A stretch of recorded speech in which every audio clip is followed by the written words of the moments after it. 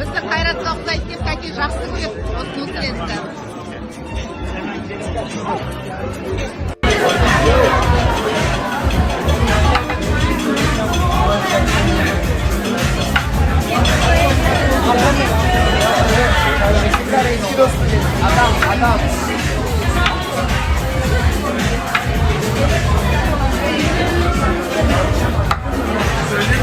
Тура менің Қайратым сияқты күндіз түні көз білдіріп жүреді екен.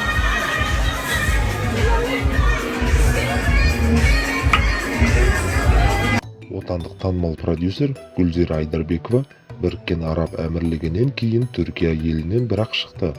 Демалысын Стамбул қаласында жалғастыруды шешкен Қайрат Нұртастың анасы, онда күллі әлемге әйгілі түрік қасапшысы Нұсрет Көкшемен кездескен. Гүлзира Айдарбекова Инстаграм жұлдызына айналып кеткен танымал қасапшымен кездескені туралы бірінші болып өз оқырмандарына жеткізген. Белгілі продюсер Стамбулдан Нұсреттің мейрамханасына арнайы барып, оның әзірлейтін етінің дәмін татып қайтқан. Қайрат Нұртастың анасы белгілі түрік қасапшысымен суретке және видеоға түсіп, оны өзінің Инстаграм парақшасында жариялап қойған.